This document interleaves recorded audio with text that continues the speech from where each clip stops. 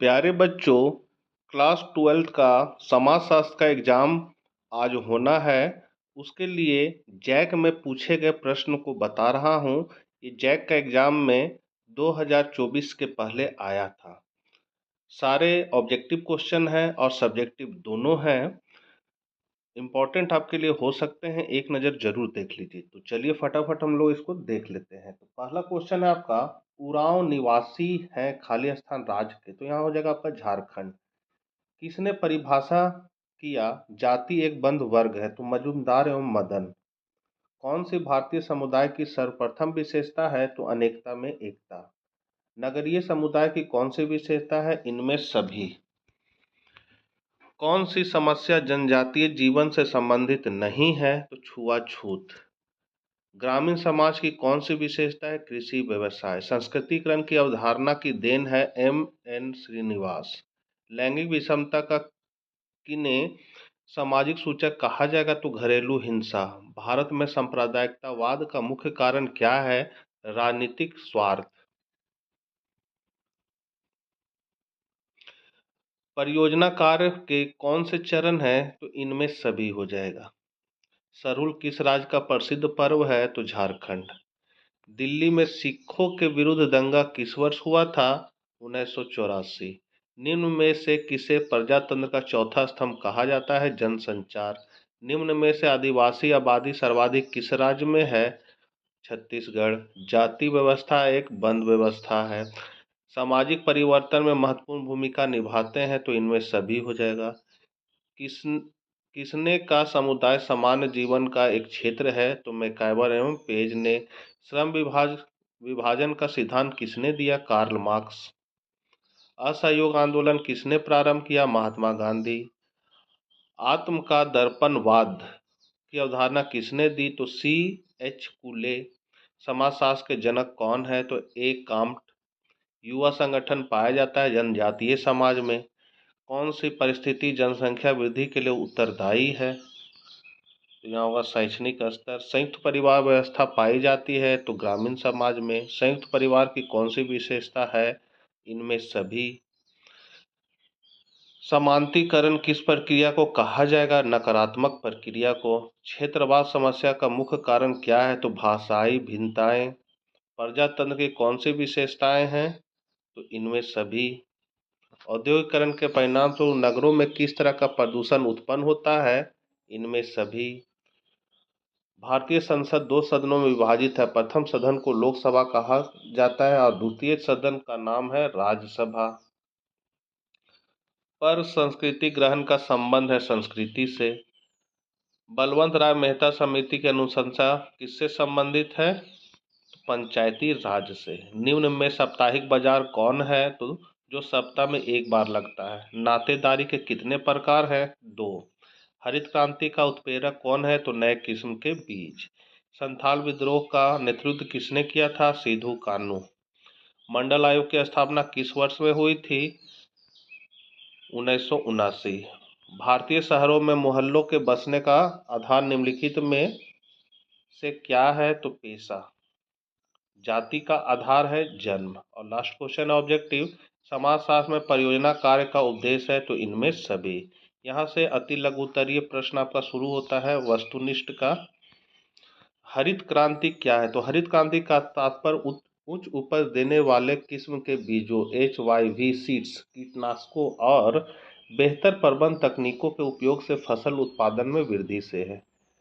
जजमानी व्यवस्था की परिभाषा दीजिए, तो इस व्यवस्था में प्रत्येक जाति का एक निश्चित व्यवसाय तय हो जाता है जो परंपरागत होता है तथा यह पीढ़ी दर पीढ़ी हस्तांतरित होता रहता है। सती प्रथा क्या है, तो सती प्रथा में पति की मृत्यु के बाद पत्नी को भी चिता पर बैठा दिया जाता है, उसे भी अपने प्राण त्यागने के लिए विवश किया जाता है। लिंग अनुपात क्या है, तो प्रति 1000 पुरुषों पर स्त्रियों की संख्या लिंग अनुपात कहलाती है। एकांकी परिवार से आप क्या समझते हैं, तो एकांकी परिवार का मतलब है ऐसी पारिवारिक संरचना से है जिसमें केवल पति पत्नी और उनके बच्चे ही शामिल होते हैं। इसके साथ ही परिवार का मुखिया भी केवल इन्हीं लोगों के प्रति उत्तरदायी होता है।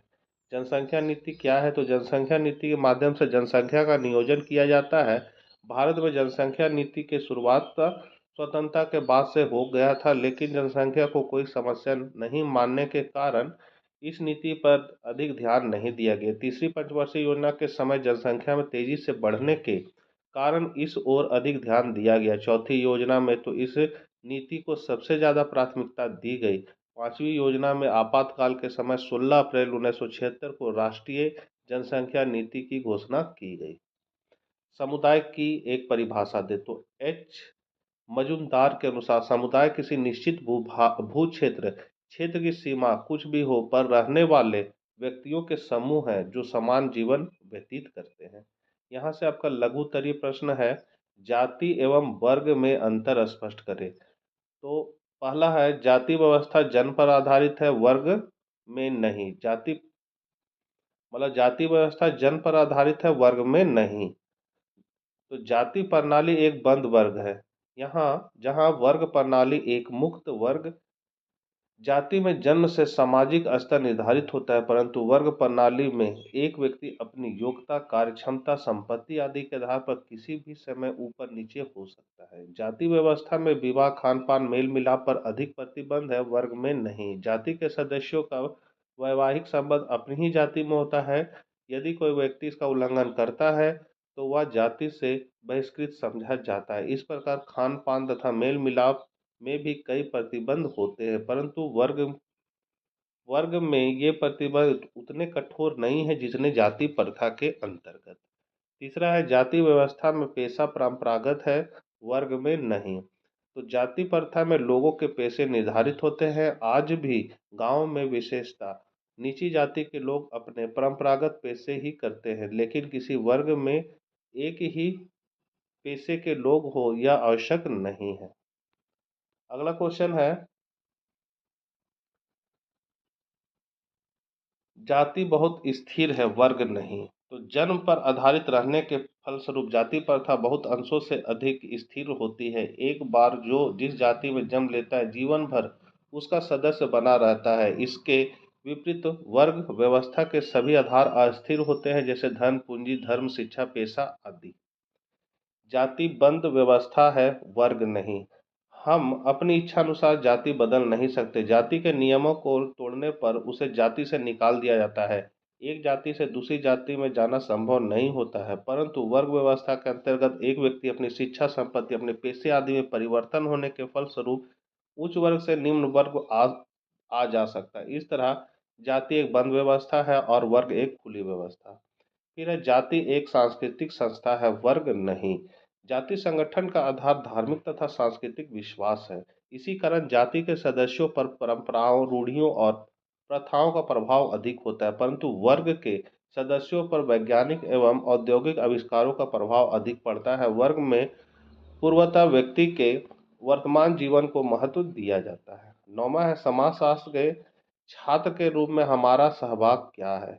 तो समाजशास्त्र के छात्र के रूप में हमारा सहभाग निम्न क्षेत्रों में होना चाहिए। पहला है, समाज के लोगों को उन समस्याओं के प्रति जागरूक करें जो समाज में संघर्ष व विघटन लाती है।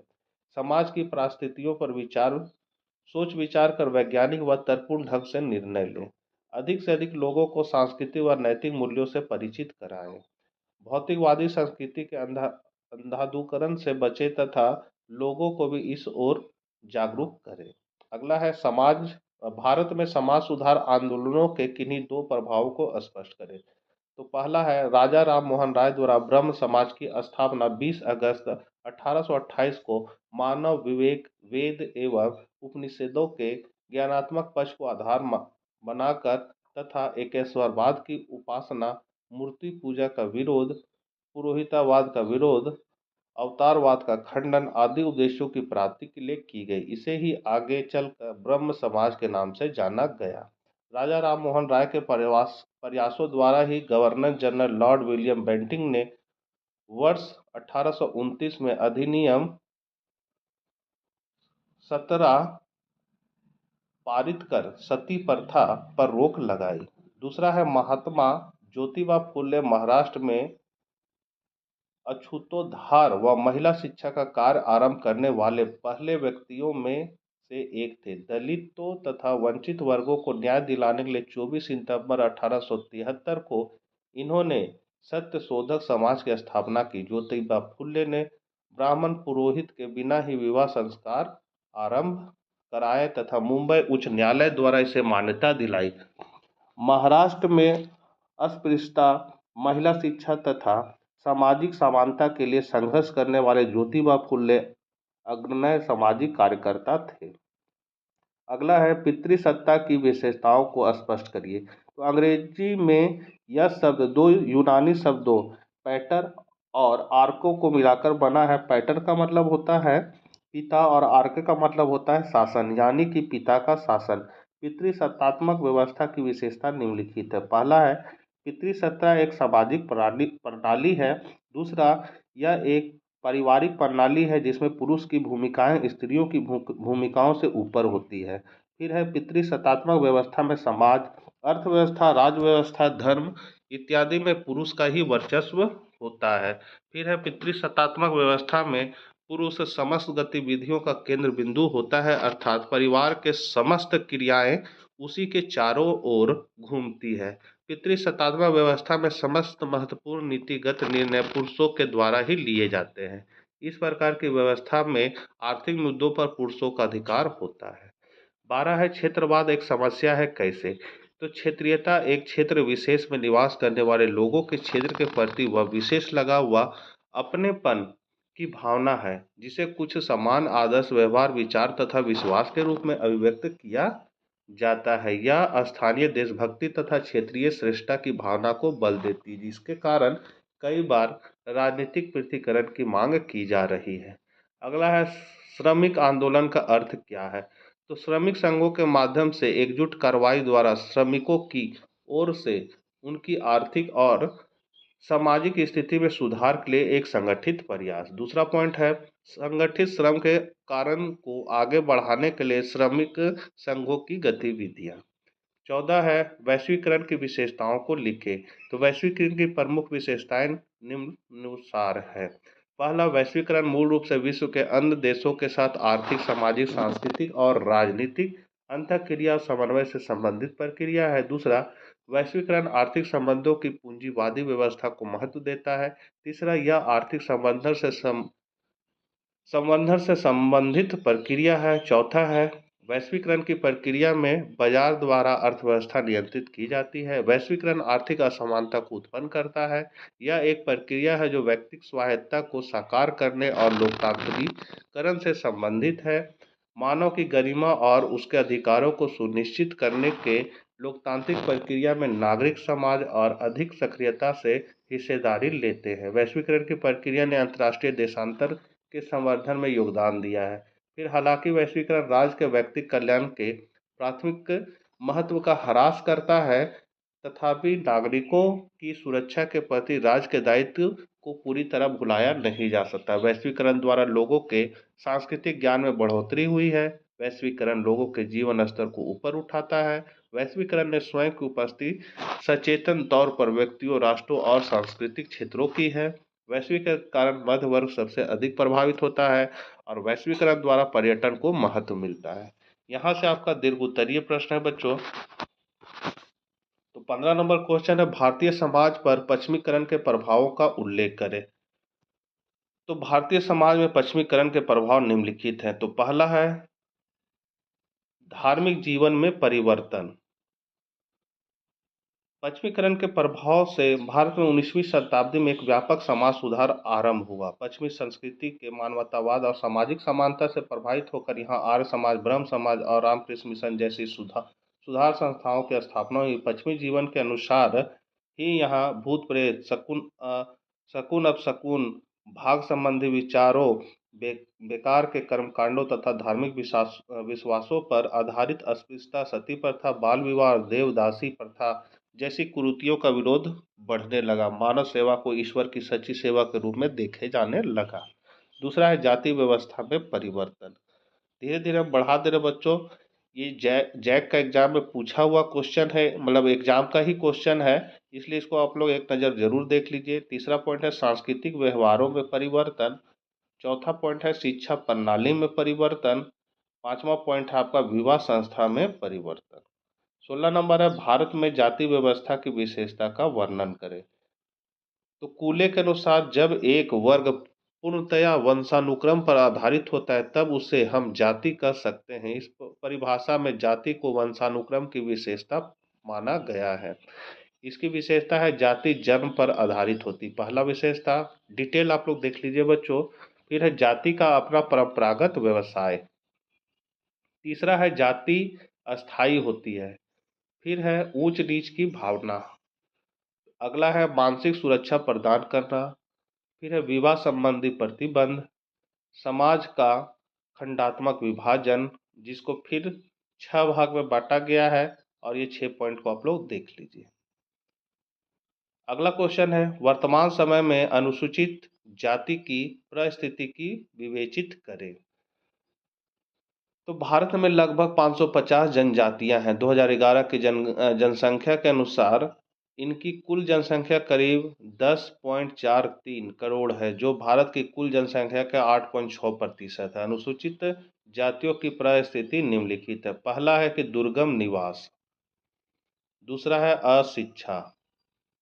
तीसरा पॉइंट है प्राकृतिक संसाधनों पर नियंत्रण की समाप्ति। चौथा पॉइंट है आपका बेरोजगारी। पांचवा है विस्थापन एवं पुनर्वास। छठा पॉइंट है आपका निर्धनता। सातवां है पहचान का क्षय। आठवां है स्वास्थ्य संबंधी समस्याएं एवं कुपोषण। फिर है मदिरापान मतलब दारू पीना। और फिर है शोषण। जनजाति में पर संस्कृति ग्रहण की वजह से भी समस्याएं उत्पन्न होती, जिसमें 4 समस्या को दर्शाया गया है। 18 है ग्रामीण एवं नगरीय वर्ग संरचना में परिवर्तन को स्पष्ट करें। तो इसको बच्चों देख लीजिए, बढ़ा दे रहे धीरे धीरे। ये दीर्घ उत्तरीय प्रश्न है और जैक बोर्ड में आया हुआ क्वेश्चन है। और लास्ट क्वेश्चन है स्वतंत्र भारत में महिला आंदोलन पर एक निबंध लिखे। तो इस तरह आप निबंध लिख सकते हैं।